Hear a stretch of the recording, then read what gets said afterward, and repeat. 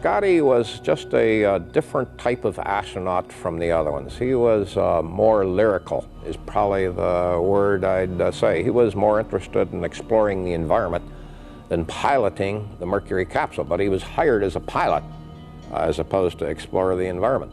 I had a flight plan that was devoted to science, where the other flight plans were more devoted to engineering, looking at the spacecraft itself instead of where the spacecraft got us.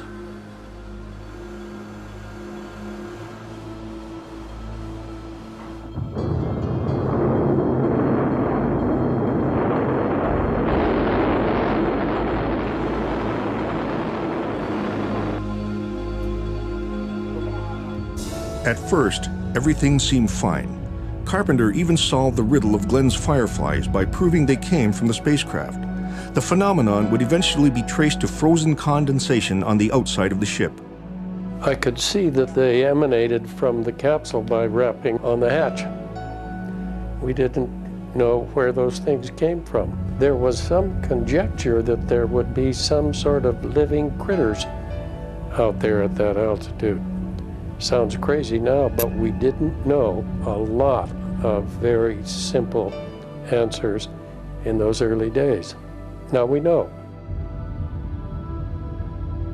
Carpenter named his spacecraft Aurora 7, a reflection of the scientific nature of both mission and pilot.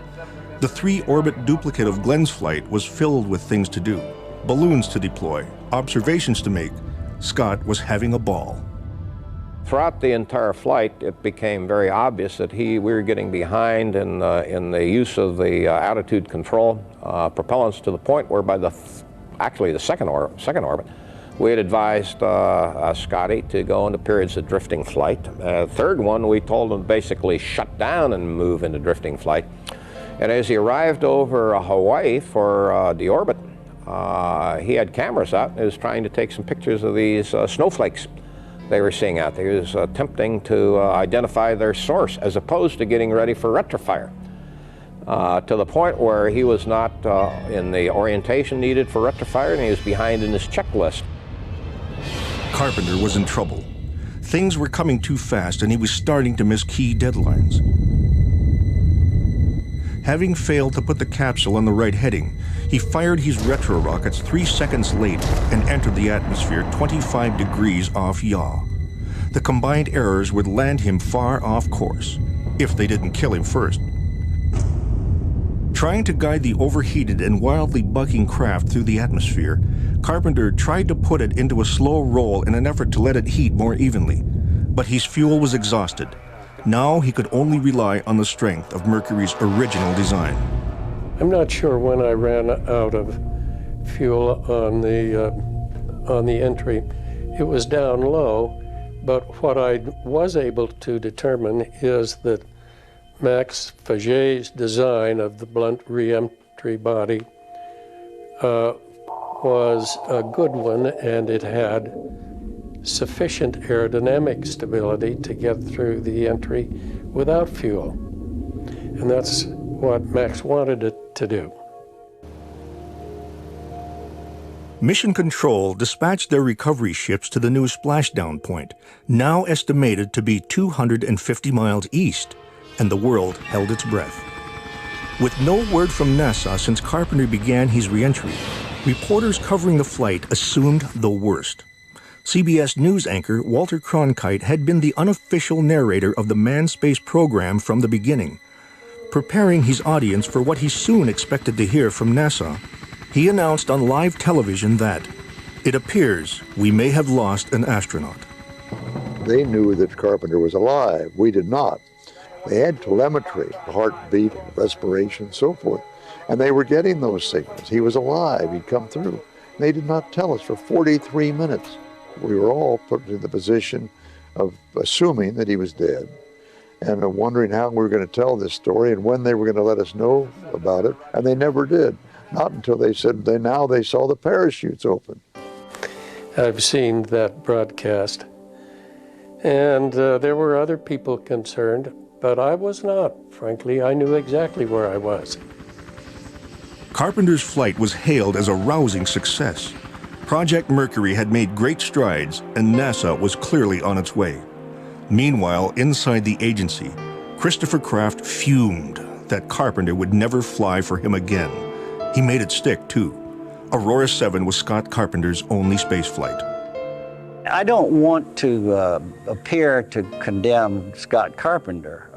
Scott Carpenter, he's a fine person, but nevertheless, he was not what I considered to be a competent test pilot. And we wanted test pilots there because they might find themselves in the position that he indeed found himself in. And he was very fortunate that he was able to get the spacecraft down without serious trouble. He and I have been on opposite sides of the appraisal of my flight. He thinks it involves the failure of the man, and I think it involves the failure of the machine. And I think there's no meeting between the two of us. The perception was that if the team was let down by anybody in those days, there was always the threat that the politicians would pull the plug on the whole thing. I don't know that it's necessarily a fair assessment. I think if any of us could say that we've gone up there and done what the Mercury 6 did and come home at all is quite an accolade.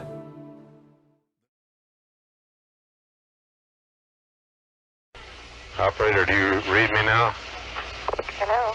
Operator, will you stand by? Thank you. They're asking us to stand by for 1 minute. We all heard that.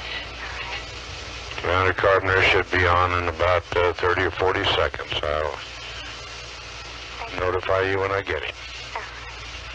All right. Scott, we have a long-distance call for you. Will you hold, please? Operator, this is Commander Carpenter on the line. Thank you. Hello, Commander Carpenter? Scott? Yes. Can you hear me, operator? Yes, we can. Now, Scott, will you speak, please? Yes, how do you hear me, operator? Not too well, sir. Ma'am, do you think it's possible to hear, or shall we try for a better connection? I don't know. 1, 2, 3, 4, 5, 4, 3, 2, 1. How do you read that, operator? I understand you. Yes. But it's weak, I see. Hello, operator? Yes. Oh, we can't hear him. Is this operator? What you can do for a connection? All right, 1, 2, 3, 4, 5. How now, operator? Yes, we can understand you. Can you, ma'am? No. Well, he says that's the best he can do. All right, I will assume that there's hardly any need to put the call through if... Operator, we wouldn't be able to understand. It's all garbled. Well, bear in mind, operator, that my voice will sound quite different. I'm in a chamber with helium atmosphere, so the frequency of my voice is quite high. Yes, it is. That is not a telephone connection problem. That's just the result of my speaking from a pressurized chamber in a helium atmosphere. Do you understand? Astronaut Cooper, are you able to understand me, over? Yes, ma'am. This is Astronaut Carpenter, not Astronaut Cooper, however. Did you understand that? I think the operator just can't understand your helium voice, but you sound very loud to me.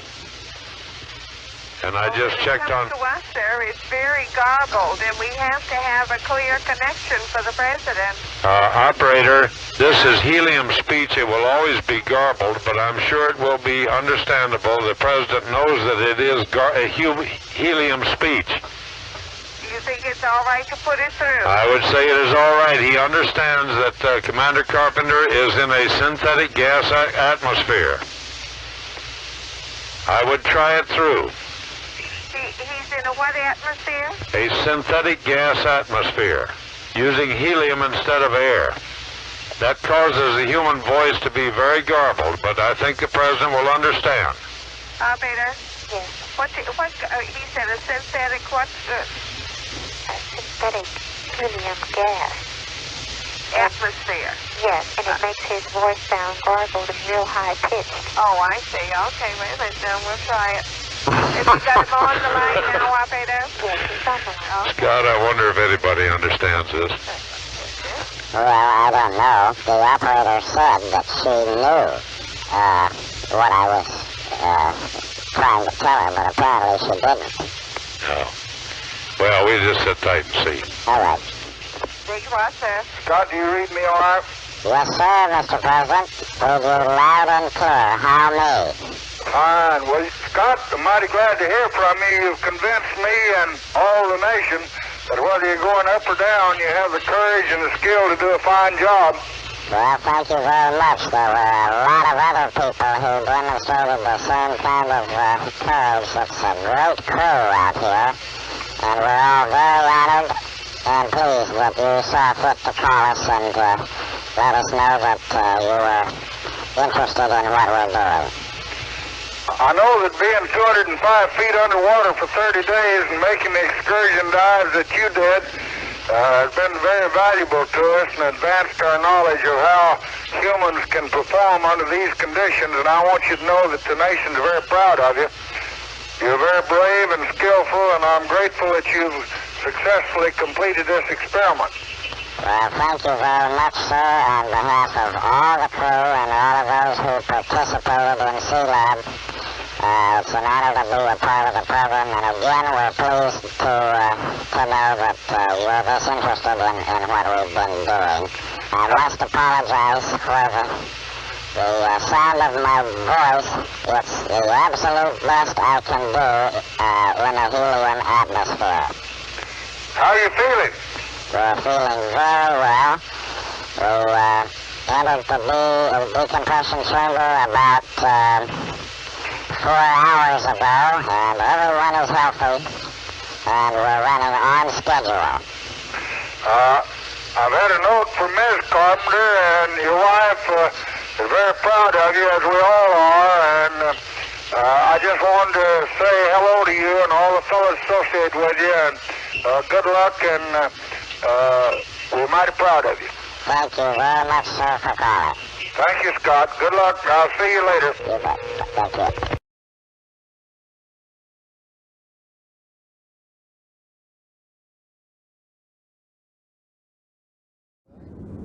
You all ready? Yeah, okay.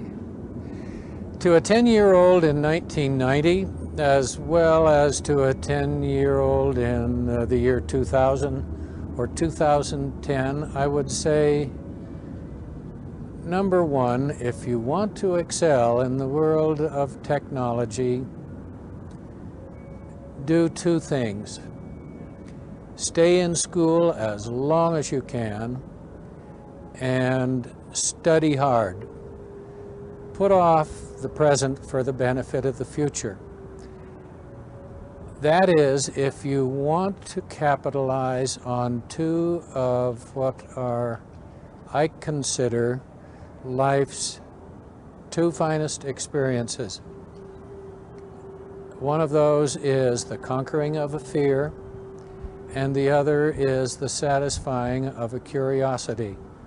Satisfying your curiosity with the gaining of new truths, which you can do if you study hard enough and stay in school long enough, you will find will be the greatest pleasure you can ever get out of life. Wish you good luck.